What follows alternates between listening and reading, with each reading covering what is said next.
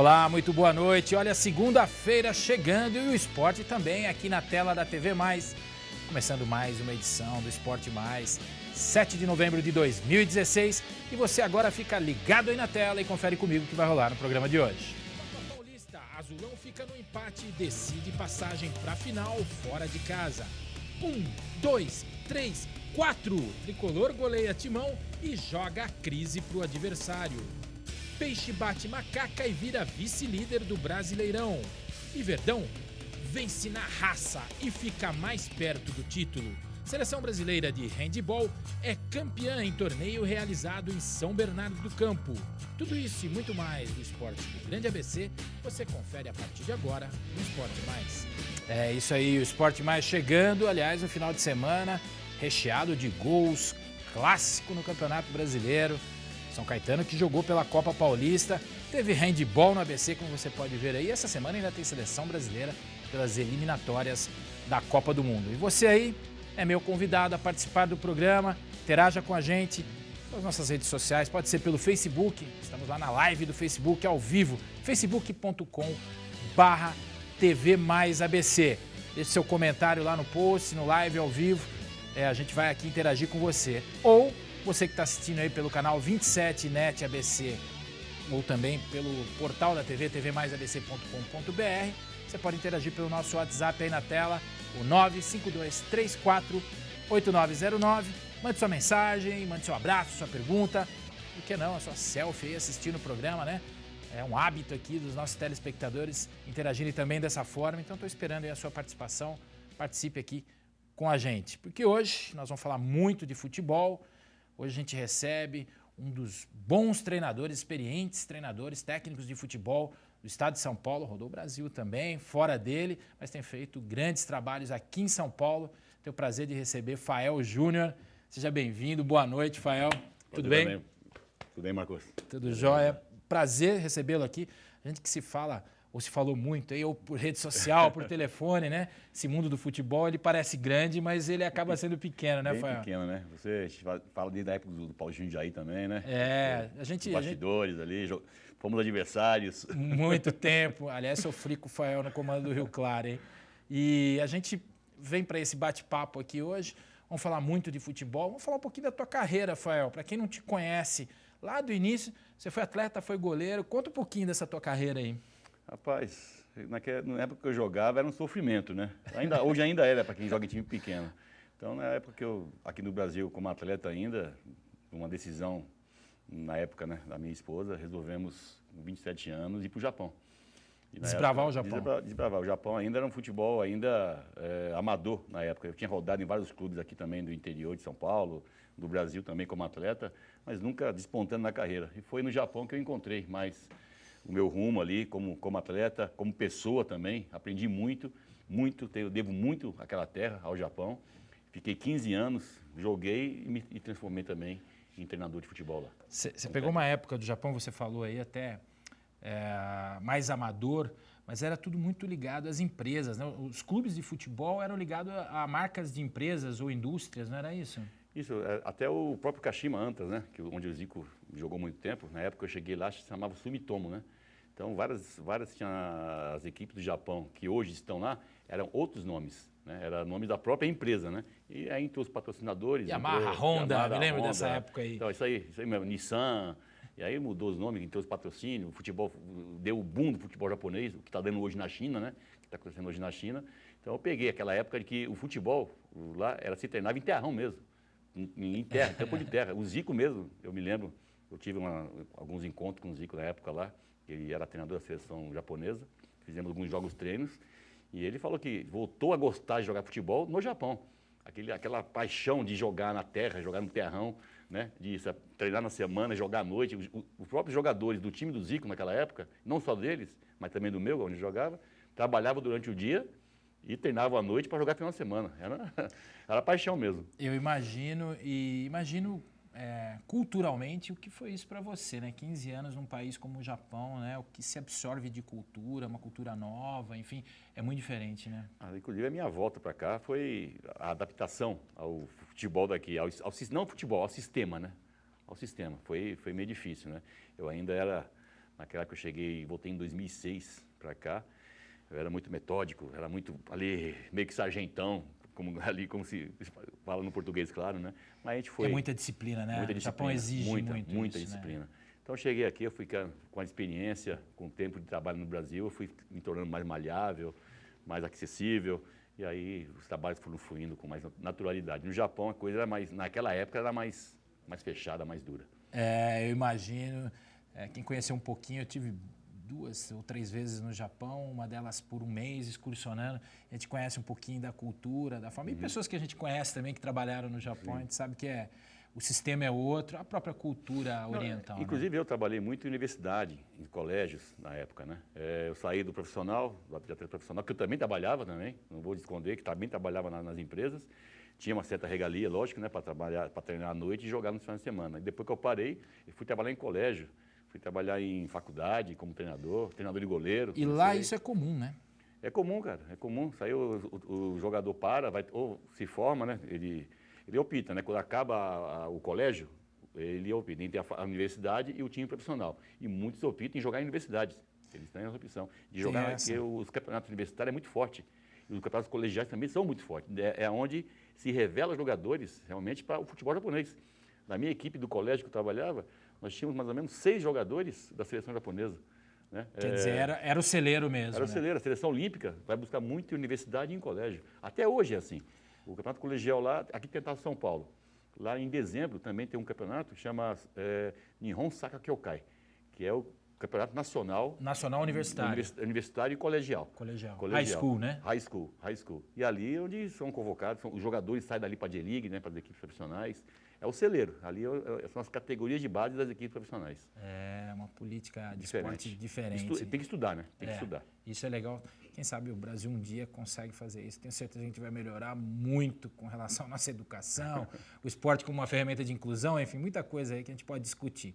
Bom, hora de dar uma paradinha desse bate-papo aqui para falar dele, do São Caetano, que entrou em campo nesse final de semana. O Azulão recebeu no sábado à noite no estádio Anacleto Campanella, pelo jogo de ida da semifinal da Copa Paulista, o time da Ferroviária, e empatou a partida em 0-0. Num jogo bem disputado, a primeira chance foi da Ferroviária, mas o goleiro Paz, bem postado, fez grande defesa. Depois disso, o São Caetano foi para cima, mas perdeu muitas chances. O técnico Luiz Carlos Martins declarou que o primeiro tempo foi bem equilibrado. No segundo tempo, o seu time foi perfeito, faltando apenas o gol. Os jogadores estão de parabéns. Agora é nos prepararmos essa semana para o jogo de volta, que será em Araraquara. Mas estamos no caminho certo, finalizou o treinador. O Azulão empatou em casa e agora é uma competição mata-mata aí. Fael, você conhece bem a Copa Paulista, inclusive dirigiu o Água Santa na segunda fase agora da Copa Paulista. É um campeonato que esse ano parece que ele está mais disputado, até por causa dessa coisa da vaga para a Série D, né? Inclusive eu fui ver o jogo lá do São Caetano, com a Ferroviária, né? Você acompanhou? Acompanhei, tenho visto alguns jogos também, até para a gente aumentar o nosso leque aí, né, de alguns atletas aí para o próximo compromisso. Observação é sempre importante, né? Eu acho que o treinador tem que ter agenda, né? Então, assim, tá certo. É muito importante. Como você falou, o campeonato ganhou um glamour especial justamente pelas vagas que estão se dando agora. Uma vaga na Copa Paulista, na Série D do Brasileiro e na Copa do Brasil. Então você pode optar pela Série D ou pela Copa do Brasil, né? O vice-campeão fica com a vaga que o outro não escolher. Então, criou um clima muito bom de investimento também, algumas equipes investindo. O próprio São Caetano mesmo manteve a base, quase que 100% da equipe que disputou a própria Série A2, que não subiu justamente contra o Santo André, né? Isso é importante, a manutenção. A manutenção, né? Teve a manutenção do elenco, a manutenção do treinador, né? Então a campanha está aí, é o trabalho do treinador também dando continuidade. Aliás, isso é um fato raro nos clubes considerados um pouco menores, né? A gente nem fala que o São Caetano é um time pequeno, porque se a gente analisar, não é, né? É um time médio, pelo menos, né?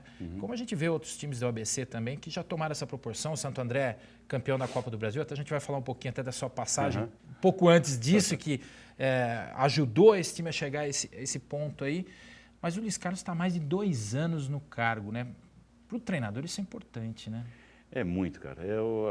Desse imediatismo todo que nós vivemos no Brasil, o São Caetano está dando um exemplo. Está dando um exemplo. O Martins e dos bons, né? Não teve o acesso nesse ano, né? Não teve acesso. Mantiveram ele, manteve o elenco. A campanha está aí, dizendo que o que fez o correto.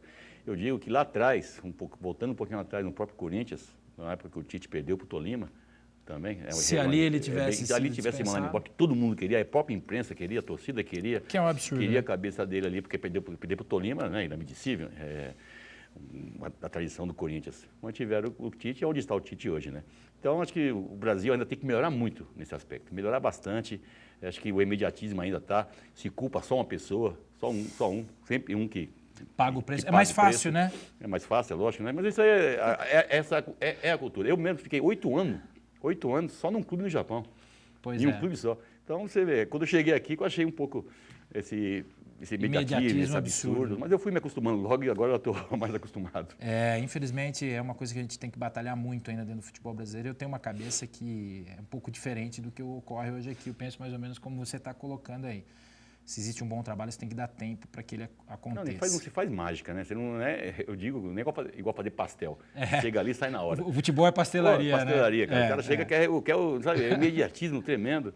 Pô, tem hora que tem que chegar para dar aquele gás, você chega para substituir um técnico que não está dando certo ali, falta poucas partidas, certo? E aí você consegue dar um gás. Mas você não dá a parte técnica, é mais do motivacional. Claro. Você vai conseguir dar a parte tática, dar a sua cara no time com o tempo. Você não vai dar a cara do seu time em 2, 3 jogos. É difícil. Você tem que conhecer o elenco, tem que montar o seu grupo. E foi onde os melhores trabalhos que eu fiz aqui no Brasil, em São Paulo principalmente, foi assim, montando o grupo, dando tempo para trabalhar. Da liga, né? Aí isso chegou. Né? É bem assim. É isso aí. Antes da gente chamar o break, eu queria chamar, sabe quem? Maurício. Maurício tem uma dica legal aí para nos dar. Vamos lá, Maurício. Marcos Bonequini, você que assiste ao programa Esporte Mais, preste atenção nessa dica diretamente do Blue Tree Santo André. Um excelente lugar para você passar um final de semana diferente aqui no ABC. Com esse apartamento maravilhoso, com essa infraestrutura deliciosa e um café da manhã espetacular. Preço promocional para o cliente do Esporte Mais. Quer saber mais? Olha, aqui no 464 da Avenida Portugal, telefone 2199-7000, Marcos. Valeu, Maurício. Esse que é o melhor hotel do Grande ABC, Blue Tree Towers Santo André, parceiro aqui do programa Esporte Mais da TV Mais. Bom, hora de a gente sair para aquele break rapidinho, não sai nem para tomar uma água. 2 minutinhos a gente volta batendo super papo aqui com o Fael Júnior e trazendo informações do Campeonato Brasileiro e do que rolou de outros esportes aqui no ABC.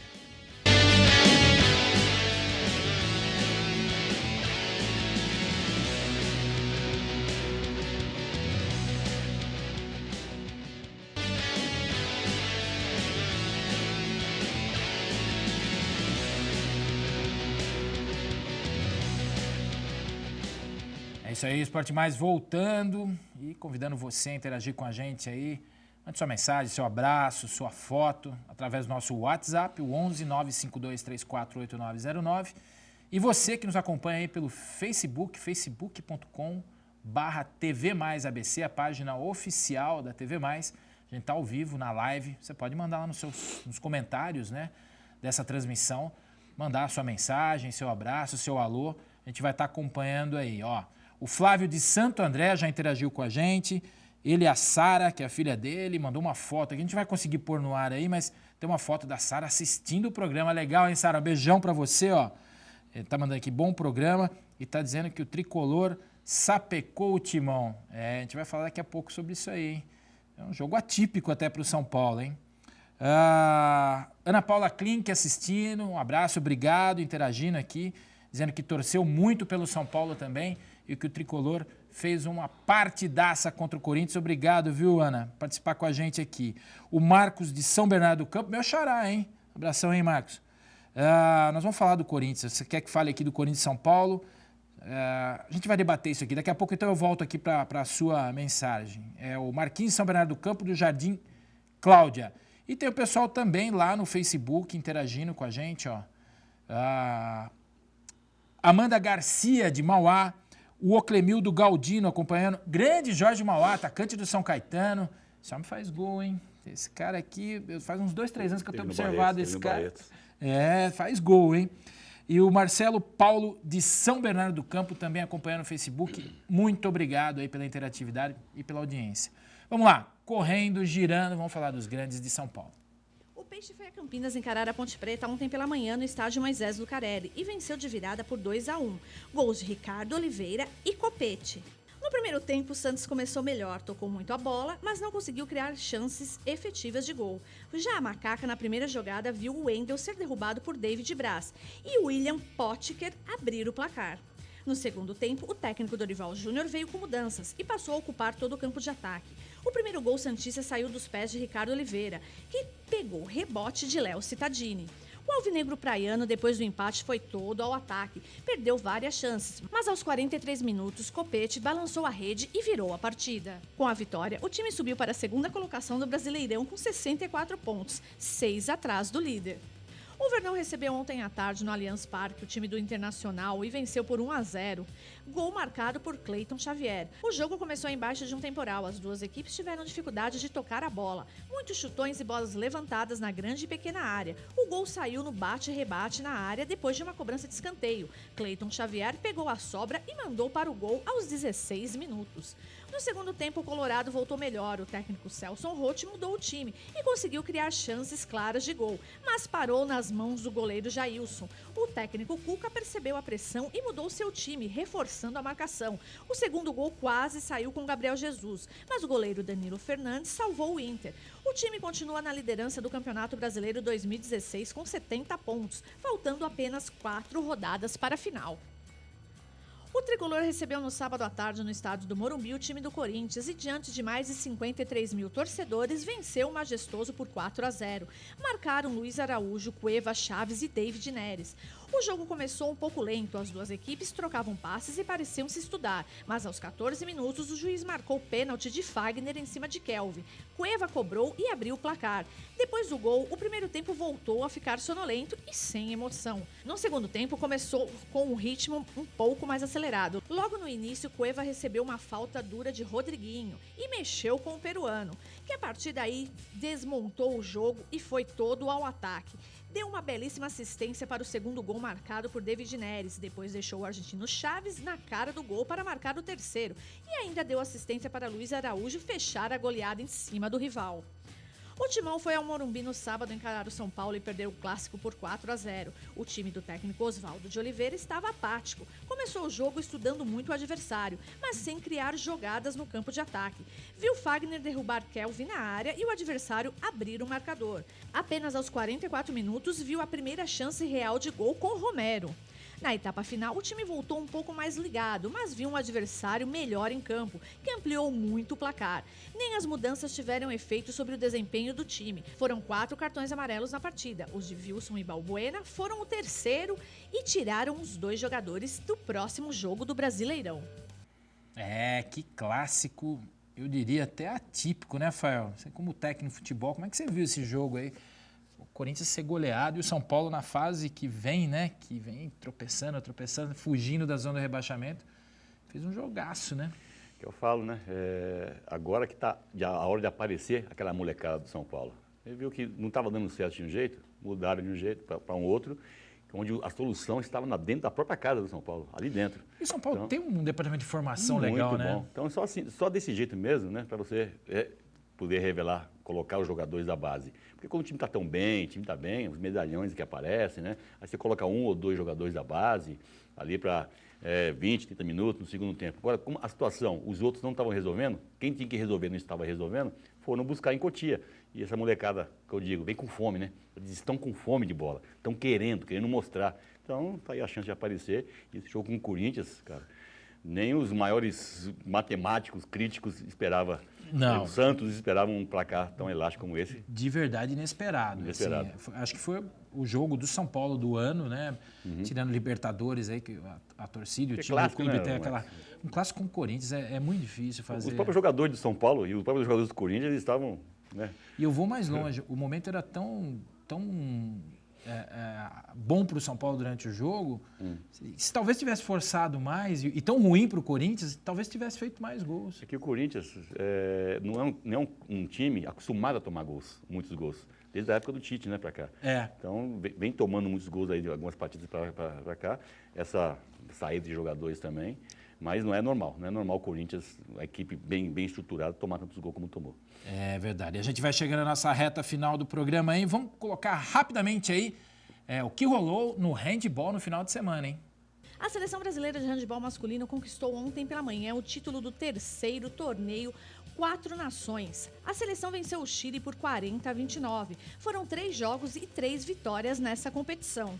A equipe feminina do São Bernardo Metodista conquistou o título do 1º Pan-Americano de Clubes, de forma invicta. No jogo da final, encarou a equipe do Ferro Carril Oeste da Argentina e venceu por 29-15. O time masculino de vôlei de São Bernardo foi a Bento Gonçalves, no Rio Grande do Sul, no sábado, encarar o time da casa, pela estreia da Superliga 2016-2017, e perdeu por 3-1. No feminino, a equipe do São Cristóvão São Caetano, pela segunda rodada da Superliga de Voleibol Feminino, encarou a Camponesa Minas e perdeu por 3-0. É isso aí, esporte agitado no final de semana aqui no ABC. A gente chegando na reta final aqui do programa. Vamos lá, deixar os abraços pessoal que está interagindo no Facebook, obrigado. O Carlos Alberto Leitão, Marcelo de Paula de São Bernardo, Austrália Moraes, Brandon Manauara, grande Manauara. Tem competição aí de para-atletismo esse final de semana. A gente vai trazer aqui durante a nossa programação do Esporte Mais. E o Peter Viana também assistindo. Fael, nós estamos estourando o tempo aqui. Rapidamente, projetos agora, você acabou de sair do Água Santa, aliás, uma passagem muito rápida, né? Pelo Água Santa. A gente até esperava te ver mais aí para completar um trabalho. Como é que está agora? Você está voltado para quê? Que projetos você tem para 2017? Só falando rapidamente sobre o Água Santa, né? Eu fui justamente para a segunda fase da Copa Paulista, onde a equipe sofreu uma remodelação total ali, mandaram 10 jogadores embora, ficamos só com 22, muitos meninos da base ali foram forçados a ter que jogar para resolver, e não é como tem que se fazer, e não houve um acordo para a renovação. Eu já estou conversando com os 2 clubes aqui de São Paulo mesmo, né? Um da Série A2, 2 da Série A2 inclusive, para ver se dá um prosseguimento na carreira, e da Série A2, que vai ser uma Série A2 das mais difíceis, né? É o que se projeta. Eu também acho que vai ser. Pelos números de equipes tradicionais, equipe de Série B, de Série C, de Série D participando. Então vai ser uma Série A2 muito competitiva. Legal, boa sorte. A gente sabe da tua competência, dos grandes trabalhos que você já fez, inclusive do Santo André. A gente não conseguiu entrar muito nesse assunto, mas eu sei que você fez um trabalho muito legal no Santo André para a chegada daquele time depois da Copa do Brasil. Enfim, uma série fora outros clubes que a gente sabe que você passou e fez aí. Boa sorte, as portas do Esporte Mais estão sempre abertas. Obrigado por ter vindo aqui, foi um prazer te receber. Obrigado, Marcos, foi um prazer também te ver de novo. Legal, valeu. Obrigado, é isso aí. Esporte Mais vai ficando por aqui, a gente volta amanhã às 8 da noite, trazendo o que é de melhor do esporte grande ABC. Até lá, fiquem com Deus, tchau.